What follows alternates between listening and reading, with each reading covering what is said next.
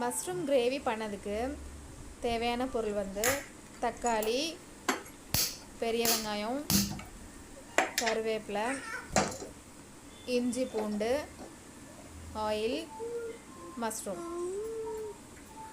இப்போ ஆயில் ஊற்றிக்கணும். ஆயில் ஊற்றிட்டு சூடானதுக்கப்புறம் ஜிஞ்சர் கார்லிக் வந்து சாப்டு பண்ணி அதை அப்படி போட்டுட்டு கொஞ்சமாக கருவேப்பிலையும் போட்டு நல்லா கிண்டி விடுங்க. அதுக்கப்புறம் நம்ம 2 ஆனியன் கட் பண்ணி வச்சுருக்கோம்ல, அந்த ஆனியனையும் போட்டு நல்லா செவந்து வர அளவுக்கு நல்லா கிண்டி விடணும். நல்லா அப்படியே கிண்டி விட்டுருங்க. நல்லா செவந்து வந்துடும். இப்போ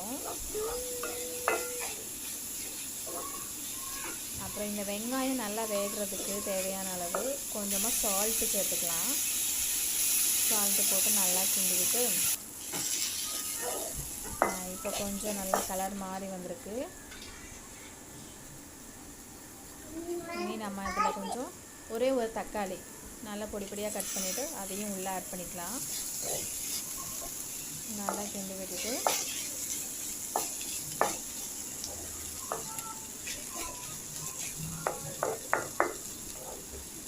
நல்லா கிண்டி விட்டுட்டே இருங்க. அப்புறம் அதில் ஒரு ஸ்பூன் சில்லி பவுடர், ஒரு ஸ்பூன் கொரியாண்டர் பவுடர்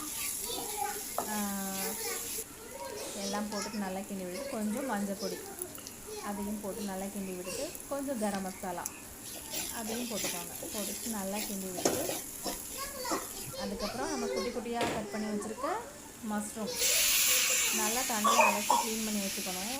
அதையும் போட்டு நல்லா கிண்டி விட்டுட்டு